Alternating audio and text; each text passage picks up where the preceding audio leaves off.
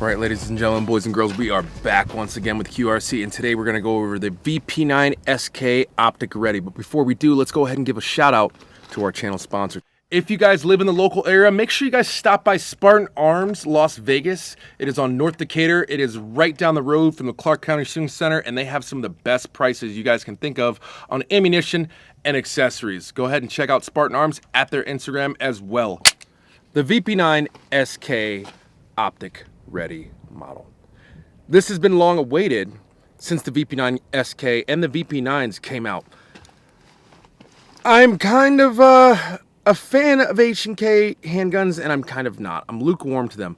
They function very well. The craftsmanship in these and the actual design features that these come along with are pretty nice.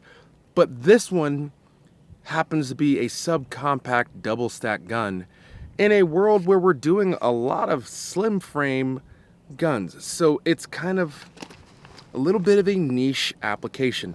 Things I like about it: the fact that the optic mounting system on this uses full-size optics, and you can use the slimmer optics like the RMRCC.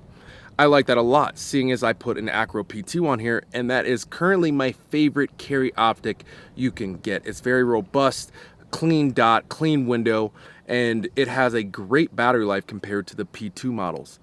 The things I don't like: it's a little bit more wide and girthy than your other slimline models that you would go with. This is not a slimline, like I said. This is more of a subcompact, more comparable to a Glock 26. As I mentioned, I do like the fact that you have a full-size optic mounting plate and optic system on here.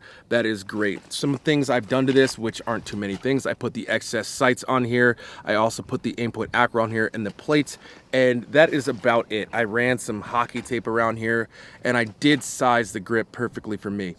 That is another pro that I want to also mention, is the fact that when you run VP9s and P30s as well, you have a lot of options as far as sizing the grip for your hand. On this one, I have the large palm swell, and I have the large grip panel on the left side of the gun and the small on the right side of the gun. That way, when I run this, it gives me as close as I can get on this to a 90-degree perfect bend of your trigger finger when you're touching the trigger. A few other things I like about this is the trigger on these is very, very nice. I would compare this to the Walther PDP trigger. It's a very good out-of-the-box solution, and I don't see much reason to upgrade it. You could. There are a few manufacturers that have upgrades for them, but there's not many. And that is going to be a perfect segue into the cons of the VP9s and most H&Ks. So when H&K does put out a product, they try to make sure a product basically comes with everything you need. But because of that, there's not a lot of aftermarket for it. There's not a lot of triggers for this. There's not a lot of sights for them. And there's also not a lot of holster variety for VP9SKs. So good luck if you grab one. You might get stuck with a holster that you're not too much of a fan of. To date, I can't find any holsters from my favorite holster companies for this handgun. So that is one of the reasons why I don't have a holster for it, because some of the manufacturers that do have holsters, I'm just not a big fan of. So good luck if you guys do happen to travel down that rabbit hole. If you guys know of any holster companies that have some good holsters for it, please leave those in the comments below. One more gripe I have about the VP9s. So some people are into it, some people are not.